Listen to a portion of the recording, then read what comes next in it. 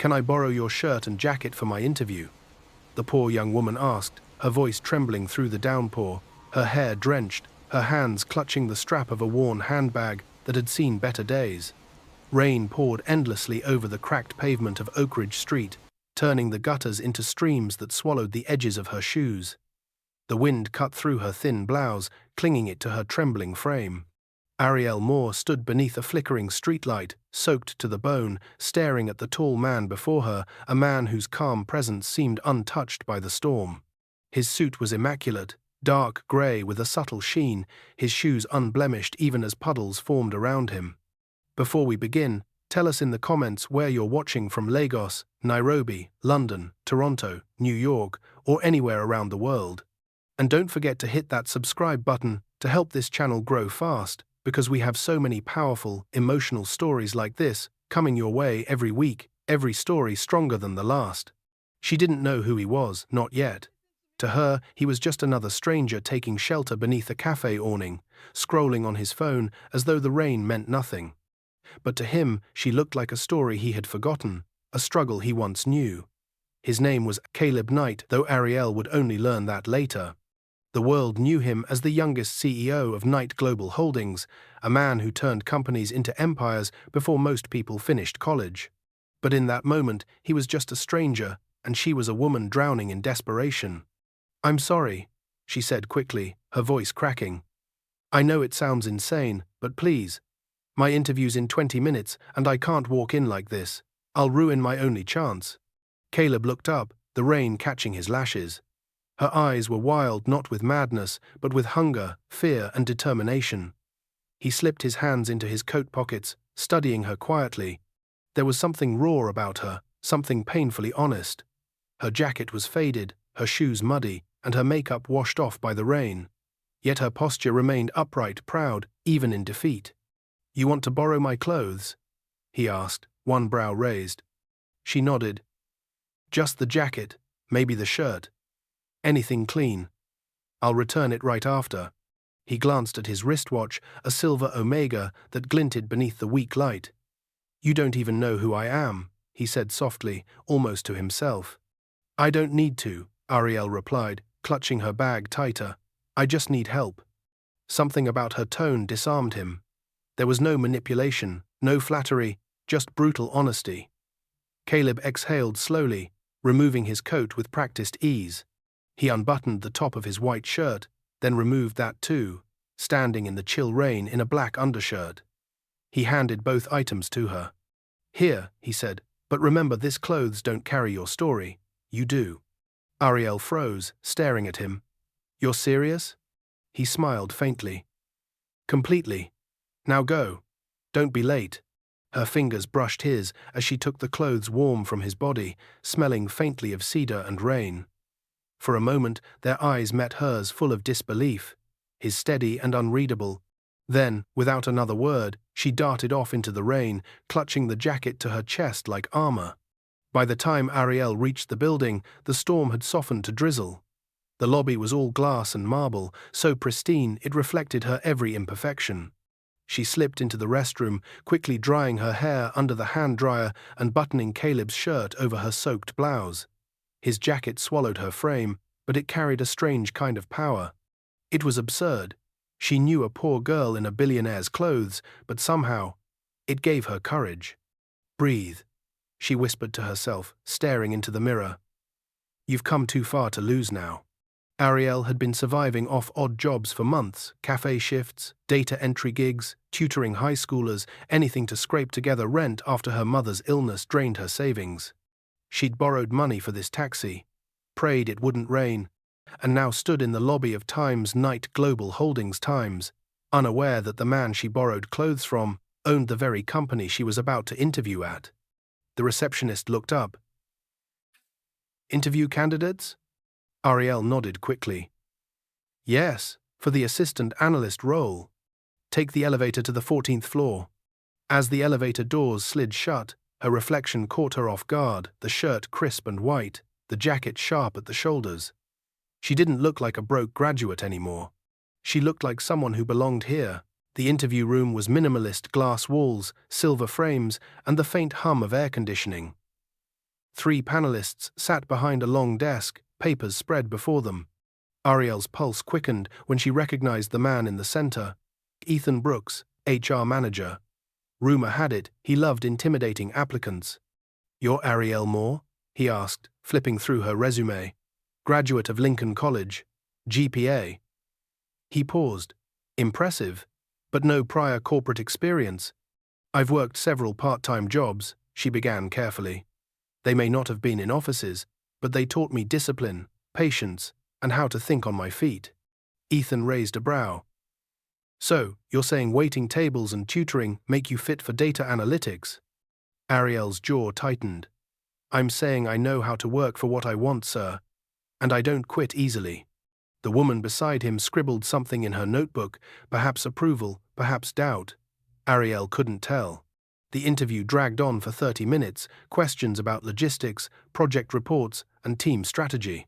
By the end, she was sweating under Caleb's jacket, her voice hoarse from explaining herself. Yet she never lost composure. When it ended, Ethan leaned back. "We'll contact you if selected." His tone made it sound final. Arielle thanked them politely and left the room, the weight of disappointment pressing on her chest. As the elevator descended, she thought of the rain, the borrowed jacket, and the man's cryptic words. "Clothes don't carry your story. You do," she smiled faintly. "Then I'll rewrite mine," she whispered. Oh, outside, the rain had stopped entirely. She walked toward the bus stop, shoes squelching softly against the pavement. When she reached for her phone to text Naomi, a tall, broad-shouldered black man approached from the end of the street, his shoes clicking softly against the damp pavement. He stopped in front of her, holding an envelope out. "Miss Arielle Moore?" he asked, his voice deep, measured, and polite. Arielle froze. "Yes, that's me." Her eyes darted from the envelope to his face. "How do you know my name?" The man didn't answer directly. "I was told to give this to you." He handed it over, dipped his head slightly, and turned to walk away before she could say another word. The sound of his footsteps faded into the distance, leaving her standing in the glow of a street lamp, staring at the envelope like it held the answer to everything that had gone wrong and everything that might still go right. Her name was written neatly across the front, inked in elegant handwriting. For a long moment, she just stared at it, heart pounding. Who could this be from? How did he know where to find her? She swallowed, torn between fear and curiosity. Then she drew in a slow breath and opened it. "You did well. You belong where you fight to stand. Come to Night Tower, 10 a.m. tomorrow. C.K." Her heart stopped. The initials C.K. She whispered them under her breath, as if saying them might make sense of it all. Could it be the man she borrowed the jacket from? But that was impossible. He couldn't be this powerful, this connected. He had been standing in the rain like anyone else, just another stranger. Could he really be the man behind Night Tower, the very name shining across the skyline before her eyes? Her thoughts tangled into disbelief and curiosity. Who was he, really? A benefactor? A test? A warning? Her pulse raced as she imagined all the possibilities: a trap, a miracle, or maybe fate reaching back to her one last time. The rain-soaked streets seemed to glow around her as she looked toward the towering skyscraper in the distance. Whatever this was, it wasn't coincidence. She tucked the letter close to her chest and whispered to herself, "Who are you? C.K. And what do you want from me?" And as she turned toward home, the note pressed against her heart. She knew one thing for sure: tomorrow at 10 a.m. she would find out. The following morning came too quickly. Arielle didn't sleep. Every time she closed her eyes, she saw the tall man's face, the rain dripping off his jaw, the envelope with the initials times C.K. asterisk lying heavy on her nightstand. She turned it over again and again in her hands, reading the same line, "You belong where you fight to stand." The words felt like both a promise and a warning. When the alarm buzzed at 6, she rose instantly. Her small apartment was dim, the sound of early traffic echoing from the streets below. Naomi peeked from her bed, groggy and confused. "You didn't sleep all night?" Arielle shook her head. "Couldn't. I have somewhere to be." "Another interview?" Naomi asked. Arielle hesitated. She didn't mention the letter, she didn't mention the initials. Some things were too strange to explain until they made sense. She dressed in her cleanest outfit, the same skirt she had ironed a dozen times, her mother's old blouse, and the jacket she had carefully folded overnight. She didn't dare wear it again, yet something about it gave her courage. It still smelled faintly of rain and cedar. She brushed her hair neatly, put on a simple pair of flats, and whispered, "Today I find out who you really are." Night Tower rose like a monument to another world, sleek glass and silver steel piercing the sky. As Arielle approached the revolving doors, a sense of smallness crept in. She had walked past this building hundreds of times, always as a stranger looking in. Now she was walking through the front doors, as if invited by fate itself. The receptionist's gaze lifted immediately. "Good morning. Do you have an appointment?" Arielle's throat went dry. "Yes, 10 a.m. with Mr. C.K." The woman's brows lifted slightly, but she nodded. "Mr. Knight's expecting you." The name hit her like a thunderclap. Knight, as in Night Tower, C.K., Caleb Knight. It couldn't be. Her pulse quickened, her breath caught. The stranger in the rain, the man who had handed her his jacket, owned this empire. "Please take the private elevator," the receptionist said, motioning to a glass door on the side. "Top floor." Arielle stepped inside, her reflection multiplied against the mirrored walls as the elevator began its silent climb. Each floor that blinked past felt like another layer of disbelief peeling away. Her mind flooded with questions. Why her? Why the jacket? Why now? When the doors slid open, a flood of light greeted her. The office was vast, more like a penthouse than a workspace. Floor-to-ceiling windows offered a panoramic view of the city.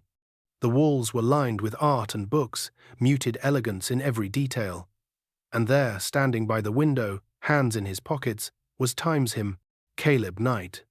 He turned slowly, a faint smile tugging at his lips. "You came." Arielle's words caught in her throat. "You're Mr. Knight?" He nodded once. "I am. And you're Arielle Moore, the woman who walked through a storm for her chance." She exhaled shakily. I don't understand. Why would someone like you stand in the rain?" he finished for her. "Because even billionaires need reminders of where they started." She blinked, unsure if he was joking. But his eyes held no arrogance, only depth, like a man used to being seen for his wealth but longing to be remembered for his humanity. He gestured toward a chair. "Sit." Arielle obeyed. Her hands trembled slightly as she placed her bag on her lap. Caleb studied her carefully. "I saw something in you yesterday that reminded me of myself: hunger, discipline. The kind of strength that doesn't come from privilege, but from persistence. You didn't ask for pity, you asked for a chance." "I just wanted to survive," she whispered. "And that," he said, leaning forward, "is exactly why people like you succeed." A long pause hung between them. The air felt charged, not romantic yet, but undeniably magnetic. Caleb straightened, walking to a small table where a folder rested. "I have a proposal, an internship under my personal supervision, 3 months. Paid. If you prove yourself, you stay." Arielle stared at him, wide-eyed. "Why me?" He smiled faintly. "Because you asked for help and still kept your dignity." Her voice trembled. "What if I fail?" Caleb's gaze softened. "Then at least you'll fail trying, and I'll still respect that." Arielle's throat tightened. She nodded slowly, her eyes glistening. "I'll take it." He extended his hand. "Then welcome to Night Global." Her palm met his, warm and firm. In that brief touch, something unspoken passed between them: trust, curiosity, and the faintest hint of something that neither dared name yet. And as Arielle left his office with the offer letter in hand, her reflection caught once more in the glass door, this time not as a drenched stranger, but as a woman who had just stepped into a world she had only dreamed of. The rain had long passed, but Arielle's nerves hadn't. She stood before her mirror, adjusting the soft cream blouse Naomi had helped her pick the night before. Every wrinkle mattered. Every button felt like a battle she'd already won. The blouse wasn't new, it was second-hand, but Naomi had lent her enough money to make it look like it belonged in a place like Night Global. The trousers were tailored just enough to fit her neatly, and the low heels she wore had been polished to a faint shine. Arielle had promised Naomi she would pay her back the moment her first salary came in. But deep down, she worried there might never be one. When she walked through the glass doors of Night Global that morning, heads turned. The same receptionist who'd spoken to her sharply during the interview now blinked twice and smiled awkwardly. "Good morning, Miss Moore." Arielle smiled politely. "Good morning." The whispers began the moment she walked into the open office floor. Men glanced up from their desks. Women exchanged looks. She could feel the eyes, the questions. The new intern looked too poised, too polished. Her aura carried quiet confidence, too quiet for someone who was supposed to be at the bottom of the chain. From the glass balcony above, Caleb Knight watched her arrive. He said nothing, simply adjusted his cuff and turned toward the meeting room. But something in the way his gaze lingered suggested he noticed every detail, how she moved, how she didn't shrink under the stares. That was when Vanessa Cole, the HR manager, spotted her. Vanessa had worked at Night Global for 6 years, smart, beautiful, ambitious, and, as the whispers went, determined to be more than just an employee to the CEO. She'd spent months trying to draw Caleb's attention, long nights of volunteering for extra hours, showing up at every event he attended. But Caleb had always treated her the same way he treated everyone else, professional. Polite, distant. Until now, Arielle's arrival felt like a mirror Vanessa never asked for. Young, graceful, untouched by office politics, and somehow effortlessly noticed. "Morning, Miss Moore," Vanessa said sweetly, too sweetly, her red lipstick catching the office light. "I see Mr. Knight's very generous with his hires these days." Arielle smiled nervously. "I'm just grateful for the opportunity." "Oh, of course," Vanessa replied, her smile thinning. "We all are." The first few days were chaos. Vanessa assigned Arielle impossible tasks, rearranging decades-old files, handling projects she'd never been briefed on, staying late without pay. But Arielle never complained. She came early, stayed focused, and thanked everyone who helped her. Even when her back ached from carrying stacks of documents, she smiled through it. Every attempt to humiliate her only seemed to make her shine brighter. By the end of the first week, the office had split into 2 camps, those who admired her determination and those who resented it. The second group was led, unsurprisingly, by Vanessa. "You know what I heard?" whispered one of Vanessa's assistants. "She must know Mr. Knight personally. No one gets his attention that fast." Vanessa smirked. "Maybe we should find out how personal that attention really is." Caleb's mentorship began quietly. He called her into his office once a week, asking about her progress. His questions were never shallow. They probed her reasoning, her process, her confidence. "You don't learn from results," he said once. "You learn from your mistakes." She nodded, taking notes, but his words sank deeper than she let on. During one of those sessions, Arielle's hand accidentally knocked her coffee mug, sending the contents across the desk. She froze in horror, reaching for tissues, but Caleb calmly slid his untouched cup toward her. "Focus on your ideas, not the spill," he said, voice steady. The air changed. Their eyes met briefly, a spark, unspoken but alive. Outside the glass office, Vanessa saw it happen, and the jealousy hardened like ice. A week later, the sabotage began. Arielle received an urgent email about a project file that needed review. When she opened it, she found nothing. The next day, Vanessa claimed Arielle had deleted sensitive data from the department's shared drive. The accusation spread through whispers like wildfire. Caleb called Arielle in. "The board raised a concern," he said, his tone neutral. "About missing reports." Arielle's throat tightened. "Sir, I would never." "I know," he interrupted calmly. "I just wanted to see how you'd handle being blamed." Her eyes widened. He wasn't accusing her, he was testing her. "I'll fix it," she said softly. He leaned back, studying her with that same unreadable calm. "You already have." Behind the scenes, Caleb had quietly launched an internal audit. It revealed inconsistencies in HR's financial accounts expense reports that didn't add up, small transfers to ghost vendors, all pointing to Vanessa Cole, but he didn't expose her yet. He waited. Vanessa's confidence grew, thinking she had buried Arielle's reputation for good. During a departmental meeting, she brought up the missing funds again, hinting at new interns with access they shouldn't have. Arielle froze, mortified. Caleb walked in, mid-sentence. "Is that so, Miss Cole?" he said, voice deceptively calm. Vanessa stammered. I was just saying, sir, we should be careful who we trust." Caleb pressed a button on the projector. The screen behind him lit up with financial records. Careful indeed, especially when the thief signs her own approval slips. The room went dead silent, Vanessa's face drained of color. The security team entered quietly, collecting her access badge as she stood frozen in disbelief. Caleb turned to Arielle. "Get back to work, Miss Moore."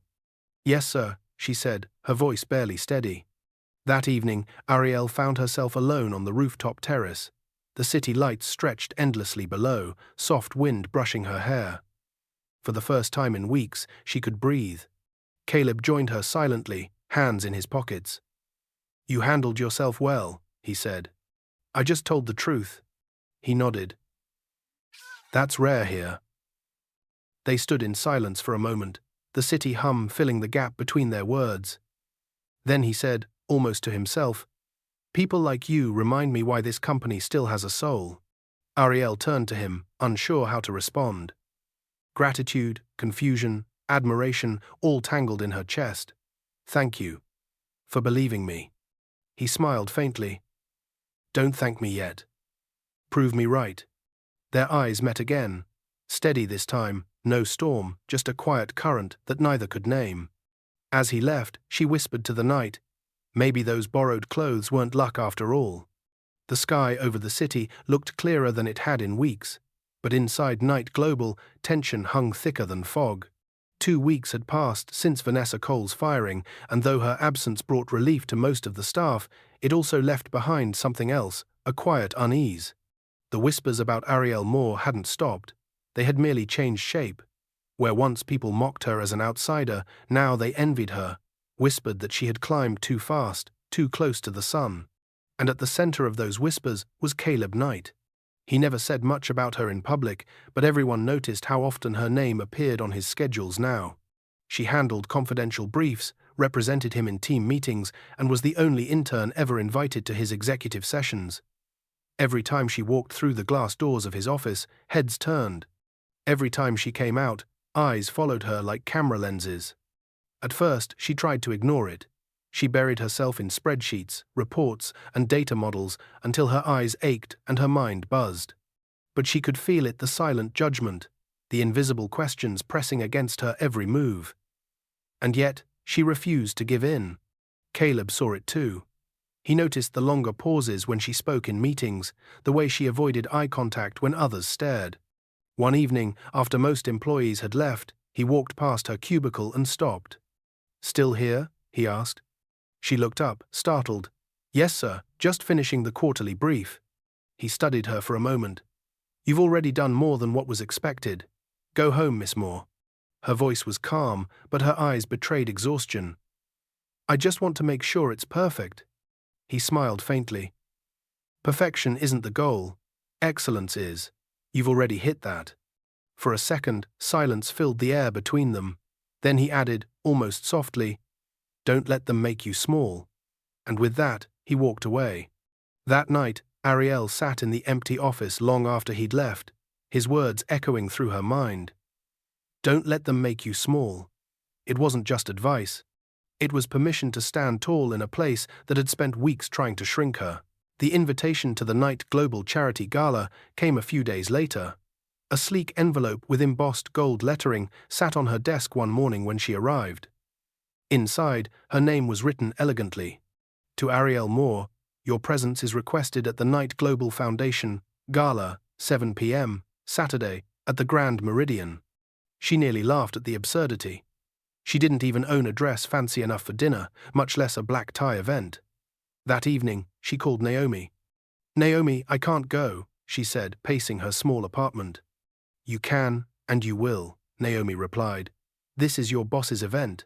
Do you want them to think you don't belong, girl? This is your opportunity to shine." Do you think your name made it to the gala night by chance? He must have pulled some strings. Don't lose this opportunity out of naivety, please. I'll look ridiculous, Naomi. I don't have— You have me, Naomi interrupted, and I have the perfect dress. Saturday night arrived, and Arielle stood before the mirror, barely recognizing the woman looking back. The red gown Naomi lent her fit like it was made for her. It was elegant, simple, but carried quiet power. Her hair, soft curls pinned delicately to one side, framed her face in a way that made her look older, surer. For the first time, she didn't look like she was pretending to belong, she looked like she did. When she stepped into the Grand Meridian, the room seemed to shift. Chandeliers scattered golden light across marble floors. Waiters glided past with trays of champagne. Guests in glittering gowns and tuxedos filled the hall with soft chatter. But all of it seemed to fade when Caleb saw her. He had been speaking to a board member near the bar, his usual calm composure intact until she walked in. His words faltered for the briefest second. He turned fully toward her, eyes narrowing slightly, as if to confirm that what he was seeing was real. She caught his gaze and froze. For a moment, the room vanished, the people, the sound, the lights. There was only him. He made his way over, each step measured, the crowd parting unconsciously as he approached. "You clean up well, Miss Moore," he said, his tone light but his eyes intense. "Thank you, sir," she replied, struggling to keep her voice steady. "Don't call me sir tonight," he said quietly. "Just Caleb." Her lips parted slightly, unsure how to respond. Before she could, he extended his hand. "Would you like to dance?" Arielle hesitated. I don't think— "Trust me," he said, his voice soft but firm. The band played a slow tune. Under the golden lights, they moved in quiet rhythm. His hand rested respectfully on her back, guiding her gently across the floor. For everyone else, it was just a dance. For them, it was a conversation of heartbeats.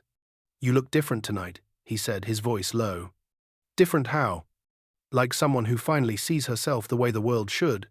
Her chest tightened. "Or maybe it's just your lighting." He chuckled, the sound quiet but warm. Their eyes met again, and the air between them changed, no longer boss and employee, mentor and mentee, but two people pulled together by something neither of them wanted to name. By Monday morning, the photo was everywhere. CEO Caleb Knight spotted dancing with his new intern's secret romance or scandal. Social media devoured it, the staff group chats buzzed, the whispers that had once been quiet now screamed. When Arielle arrived at work, every step felt heavier. Conversations halted when she passed. Emails slowed. Even the security guards looked at her differently. By noon, she was summoned to HR. Ethan Brooks sat waiting for her, his expression unreadable. "Miss Moore, due to recent publicity concerns, the board has decided to place you on temporary leave until further notice." Her stomach dropped. "Leave? For what?" "It's a matter of company image," he said smoothly. "You'll continue to receive pay until things clear up." She wanted to scream, to tell them it was just a dance, but the look on his face told her it wouldn't matter. The decision was already made. That night, in her small apartment, Arielle stared at the headlines until her vision blurred. Naomi came over with food, but she barely touched it. "You didn't do anything wrong," Naomi said, gripping her hand. "Sometimes that's not enough," Arielle whispered. Caleb didn't appear in the office the next day. He was in meetings with the board, defending her name. "I've reviewed the footage," he said sharply, addressing the room. There was nothing inappropriate. The only thing scandalous about that night was how fast you all believed the worst. A senior board member leaned forward. "Mr. Knight, this is about perception. Our investors—" "Our integrity," Caleb interrupted, "should come before our investors." The room went still. He continued, calm but forceful. "Miss Moore is one of the most capable employees this company has seen in years. If you punish her for standing near me, then the problem isn't her reputation, it's yours." No one spoke. By the end of the meeting, her suspension was lifted. That evening, Caleb found her where he always knew she'd go, the rooftop terrace. She stood by the railing, the wind brushing her hair, city lights shimmering below. When she heard his footsteps, she didn't turn. "You shouldn't have done that," she said softly. "I don't regret it. You put your name on the line for me." He stepped closer. "I put it where it belonged." Finally, she turned to face him. The night air was thick with unspoken words. His eyes searched hers, steady, almost defiant. "You could have ignored it," she said. "You could have let them ruin me." "I couldn't," he replied. "You made me remember what honesty feels like." Tears stung her eyes. "You made me believe I was worth something." He took a slow step forward, then another. The distance between them vanished. "If this is wrong," he whispered, his breath mixing with hers, "then I've never wanted to be right less in my life." The world went quiet. He kissed her slow, hesitant, but certain. It wasn't a kiss of impulse, but of everything left unsaid: gratitude, admiration, something dangerously close to love. When they pulled apart, she looked up at him, trembling. "What happens now?" He exhaled softly. "Now, we walk carefully, but we walk together." Weeks later, Arielle was back at Night Global, not as an intern, but as a junior analyst. Her promotion was announced quietly, but it spoke louder than any rumor. She focused on her work, keeping her head down.